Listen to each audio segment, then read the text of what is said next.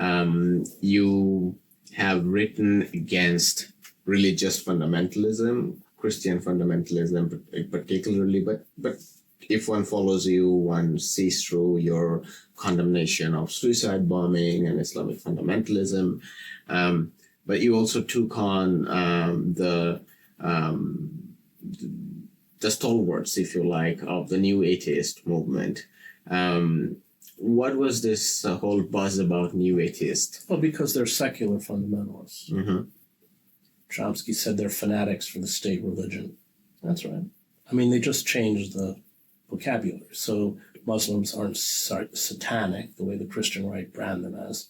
They're barbarians. They totally buy into the myth of Western virtue, Western civilization.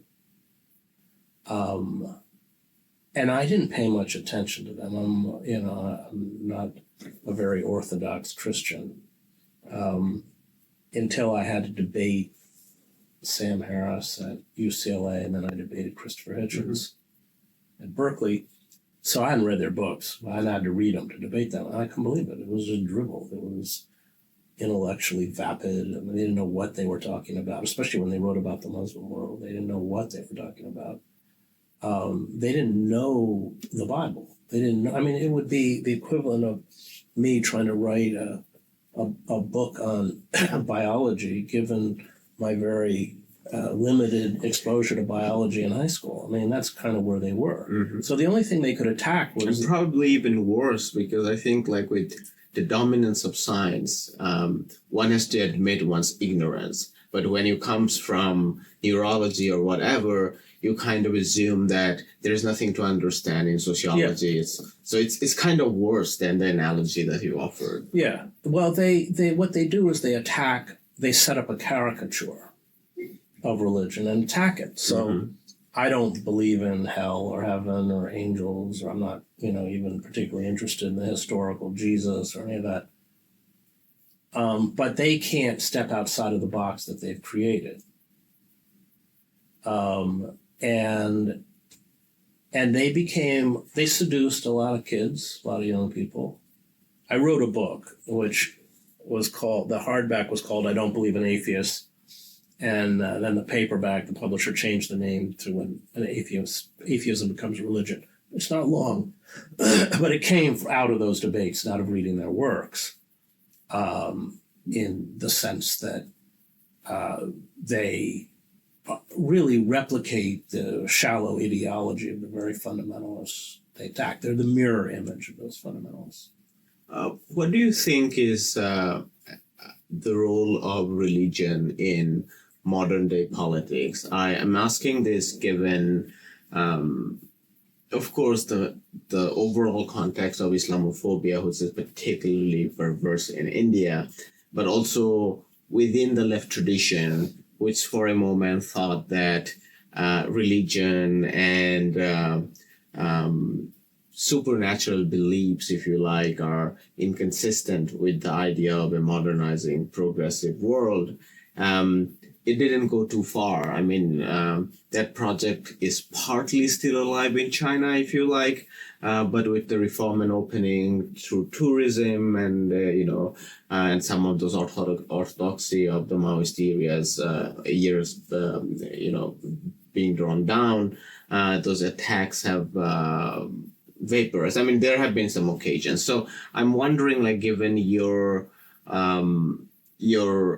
religious background and given your interest in progressive world and politics, how do you look at the intersection of the two? Pankaj Mishra wrote a good book, The Age of Anger, where he talked about the essentially loss of traditional belief and the alienation within secular society and the consequences of that. So it was Nietzsche who wrote that the death of God would foster religious fundamentalism. Religious fundamentalism is magical thinking.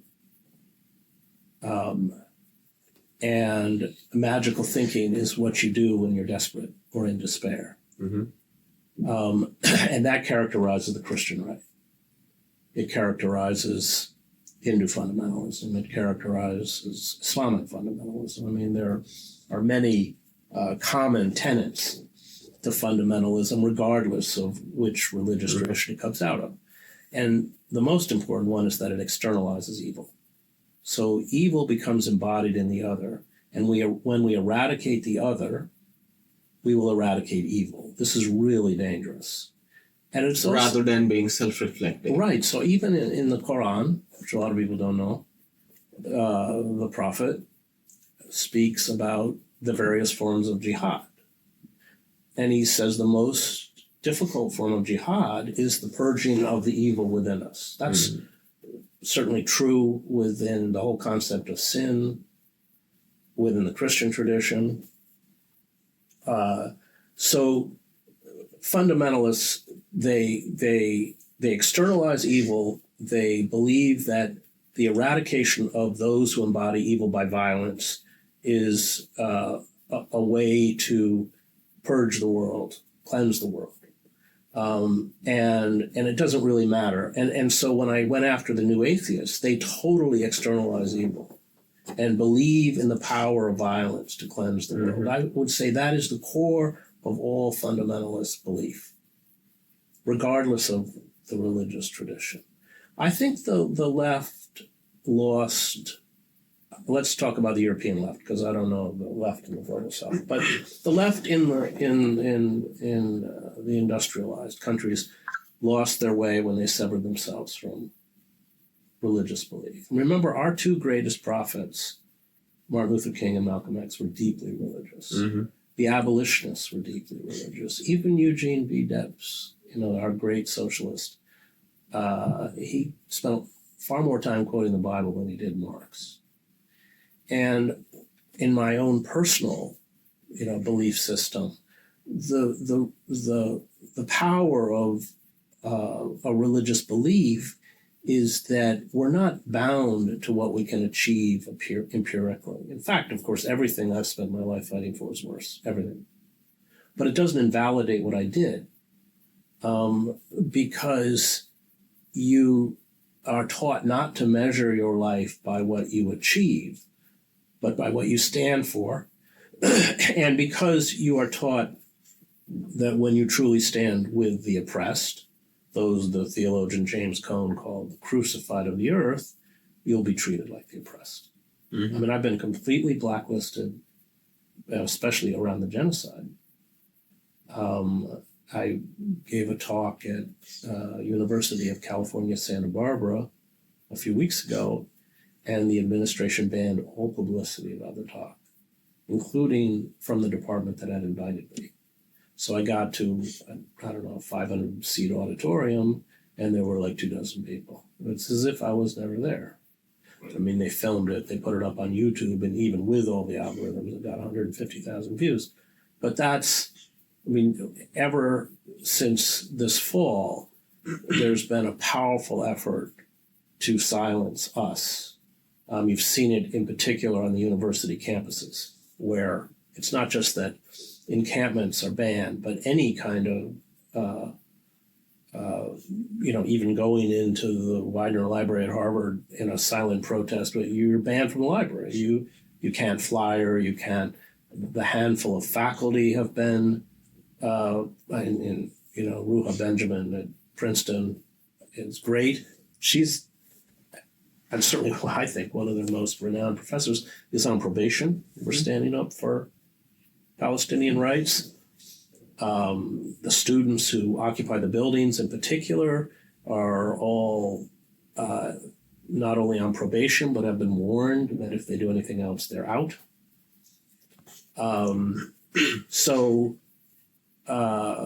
That, I think when you come out of a religious tradition, you're not bound to the temporal in the sense that even if everything you achieve is a failure, you are beholden to, let's call it moral law. And your fealty to moral law is what you use to define what we would call success or a life of meaning. Mm-hmm. And I think that is, and I think people, the Buddhists say that you can memorize as many sutras as you want, it won't make you wise. Mm-hmm. And that religion, like art, is an attempt to grapple, often imperfectly, with those non-rational, I don't say irrational, but non-rational elements, grief, beauty, our own mortality, a search for meaning, love. I mean, Freud said I can write about sex. It's very difficult to write about love. And that those elements do go into making a complete life. And for me, the great philosophical and theological writers grapple with those issues. Mm-hmm. And that's how I'm trained. I mean, I went to divinity school, but more than that, my father was a minister and my mother, a seminary graduate, was a professor. So I grew up like that. Mm-hmm. And I've not deviated much from it. I mean, it was a very leftist religiosity, Mm-hmm. what we call the social gospel, which certainly probably doesn't exist too much anymore. But it was the belief that, as Martin Buber, the theologian, writes, in his book, I and Thou, it's not about us. It's about our neighbor. It's about those who suffer. And that faith is defined by our ability to confront injustice, or more importantly, radical evil. Mm-hmm. And that when you truly confront radical evil will seek to destroy you, and often destroy you. Mm-hmm. And it's that understanding that, for me anyway, gives me a kind of foundation or stolidity, where, if I spent 14 years fighting, along with other people, for the release of Julian Assange. I didn't think they were going to let him out, but it didn't stop me, because I was certainly the most important journalist of our generation. There's Right. There's no doubt about that. But because we had to. I fight for the Palestinians, and have for years, even though that has been detrimental to my own career. Quite detrimental to my own career. But that doesn't matter. What matters is my ability to go back to Palestine and look my Palestinian friends in the eyes and say, I didn't betray them. Mm-hmm. I didn't betray them. And anyway, whatever cost I pay is nothing compared to what they pay anyway. I like what you said about the non-rational world, not irrational, but things like love, hope, excitement. And I've often felt very strongly that probably the rational world might be even more limited in terms of scale than the non-rational world. We feel sympathy, we feel anger, emotions, love all the time. We do mathematical calculations when we're dealing with money or building a house and things like that. I often think though whether that's something very essential element of our species, or whether that's something that has to do with religion, because yes, religion is one subset that deals with all these non-rational elements. I'm still curious, do you think they are essential? They're essential elements of understanding the non-rational world. You mean religion? Yeah. Because for instance, I find it hard to relate with religion, given my background, given the caste system in India, and there I also feel like, as I listen to you about the relationship between the left and the radical traditions and religion, I felt like instinctively this is not based on research. I think the trajectory in the Americas in particular, both Latin America and also North America, might be slightly different from that in Asia, where the left had really confronted religion, whether for good or bad reasons. That's the jury is out. But yeah, my question was to understand those non-rational world. Yes, some people use religion, or some people do it through religion. Do you think if others don't relate to religion, they can arrive at the same relationship with those? Yes, of course. So Camus would be a good example.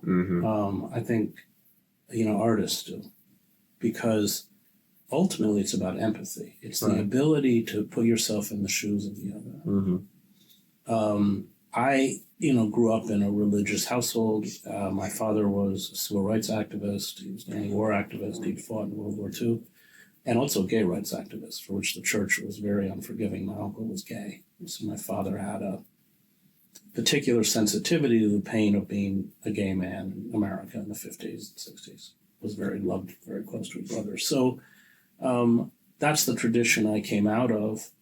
That's the vocabulary. I mean, I do think religion gives you a kind of vocabulary, which I don't find anywhere else, in terms of forgiveness, redemption, penance, all of that stuff.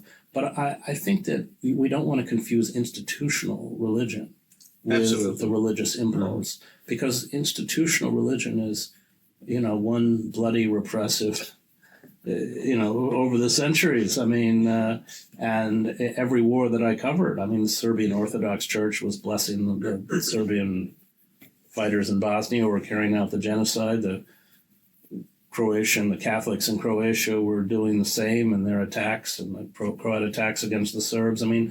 Religious institutions have an appalling history, and usually sacralize, especially in times of conflict, violence.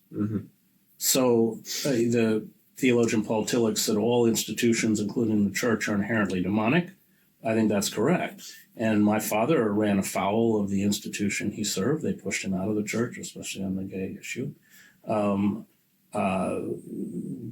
Luther King was abandoned by even the black church. People forget there was tremendous hostility towards King within the black church, but he was, at the end of his life, really abandoned by everyone. Malcolm was completely alone at the end. I don't think we want to confuse. In the 3rd century is when the Christian institutional church under Constantine was created. Right. And it was created to essentially sanctify conquest and war and power. But yeah, we want to draw a sharp distinction. Right. And those people that I consider important religious figures are always in conflict with the institution that they come out of. And often those institutions turn on them quite viciously. From Jesus in Palestine to the Jesuit priests in Latin America. Hi, my name is Ayushman. I, along with Jyotisman, have started this platform. The last 2 years, we have tried to build content for the left and progressive forces. We have interviewed economists, historians, political commentators, and activists so far. If you have liked our content so far and want us to build an archive for the left, I have 2 requests for you. Please do consider donating for the cause. Link is in the description below. Also, if you are not able to do so, don't feel sad. You can always like our videos and share our videos to your comrades. Finally, don't forget to hit the subscribe button.